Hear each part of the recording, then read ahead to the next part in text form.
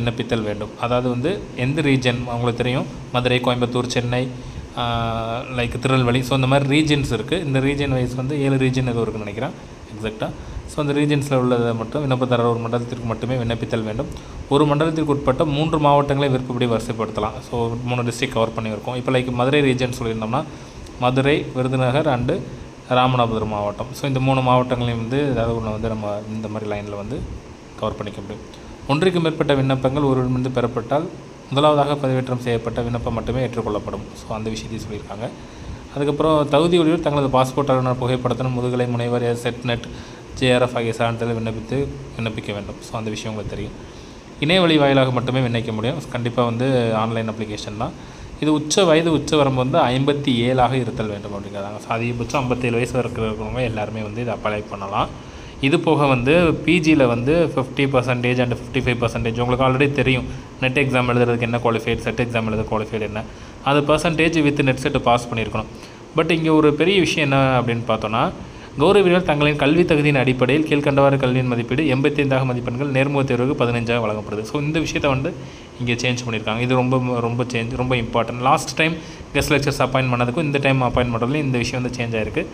ஏன்னா last time வந்து அவங்க பிஜி மார்க்ஸ்லாம் கன்சிடர் பண்ணியிருந்தாங்க. இந்த டைம் அது இல்லாமல் டைரெக்டாக வந்து 85 மார்க்ஸ் யார் கொடுக்குறாங்கன்னா, qualified with net and JRF with PhD யார்கிட்ட இருக்கோ அவங்களுக்கு டைரெக்டாக 85 மார்க்ஸ் கொடுத்துட்றாங்க. 15 மார்க் வந்து அவங்க அதை எடுத்து இன்டர்வியூ அட்டன் பண்ணலாம். ஸோ அது அப்படியே குறைஞ்சிக்கிட்டே வரும். அதில் அவுட் ஆஃப் 100க்கு யார் மெரிட்டில் வராங்களோ அவங்கள வந்து கொடுக்குறாங்க. இதில் ரோஸ்டர் அப்படிங்கிறது எதுவும் ஃபாலோ பண்ணுற மாதிரி இப்போதைக்கு கொடுக்கல. பட் அந்த இடத்துல தான் தெரியும். ஸோ கெஸ்ட் லெக்சர்ஸ்க்கு ரோஸ்டர்ஸ் வந்து கொடுக்காங்க. லாஸ்ட் டைம் கொடுத்துருந்தாங்க. பட் இந்த டைம் அது நம்மளுக்கு டீட்டெயில்டாக வரல. அது வேணால் அது அங்கே வச்சுருப்பாங்க. இந்தந்த ரோஸ்டருக்கு இந்தந்த வேக்கன்சி இருக்குது அப்படிங்கிறது நம்ம டீட்டெயிலாக அப்புறமேட் பார்க்கலாம். பட் இதில் அவங்க கொடுக்கல. செலெக்ஷன் ப்ராசஸ் ஆல்ரெடி சொல்லியிருந்தோம். PhD மற்றும் நெட் JRF அப்படின்னு வாங்கியிருந்தோன்னா அது 85 மார்க்கு ப்ளஸ்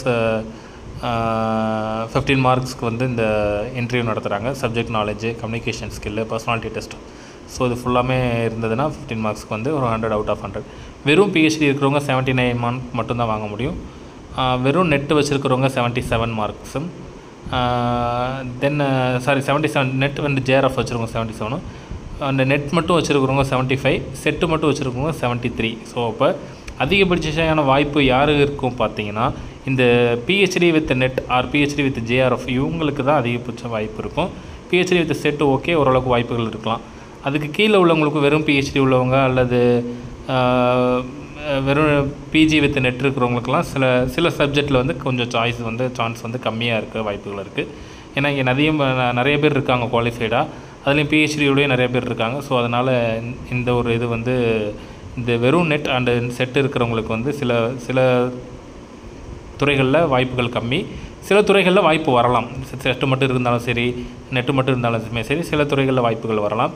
பட் மேஜராக இருக்கக்கூடிய துறைகளாக சொல்லக்கூடிய Tamil, English and computer science, commerce, இதில் கம்பல்சரி PhD இருக்கிறவங்களுக்கு தான் அதிகபட்சமான வாய்ப்புகள் இருக்கும் அப்படிங்கிறதையும் நம்ம ஒரு அசம்ஷனில் தான் சொல்கிறோம், எக்ஸாக்டாக கிடையாது. பட் இந்த செலெக்ஷன் ப்ராசஸ் இப்படி தான் நடக்க போகுது.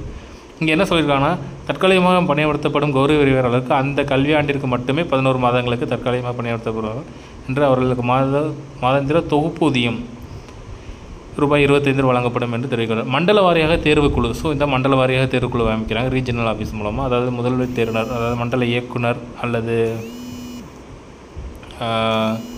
அந்த பாடநூல் சம்மந்தப்பட்ட இணை பேராசிரியர் நிலை குறையாமல் இருத்தல் வேண்டும். அப்புறம் பட்டியலினத்தை சேர்ந்த முதல்வர், அதுக்கப்புறம் அதில் இருக்கக்கூடிய பாட வல்லுநர்கள், இணை பேராசிரியர் நிலை குறையாமல். ஸோ இவங்க எல்லாமே அதில் மெம்பர்ஸாக இருப்பாங்க. இப்போ வந்து கல்வி தகுதிற்கான மதிப்பெண் அடிப்படையில் ஒவ்வொரு மண்டலத்திற்கும் உரிய தரவரிசை பட்டியலை பாடவாரியாக ஒன்றுக்கு 1:3 என்ற விகிதத்தில் தேர்வு செய்யப்பட்டவர்களுக்கு நேர்காணல் அழைப்பு கடிதல் எழுத வேண்டும். ஸோ 3 பேரை வர வச்சு அதில் ஒரு ஆளை செலக்ட் பண்ணுவாங்க. ஸோ அந்த மாதிரி கணக்கு. இப்போ 30 போஸ்டிங் இருந்ததுன்னா அதில் 90 பேர் தான் வர சொல்லுவாங்க. அதில் வந்து 30 பேர்த்து எடுப்பாங்க. ஸோ அந்த மாதிரி தேர்வு செய்யப்பட்ட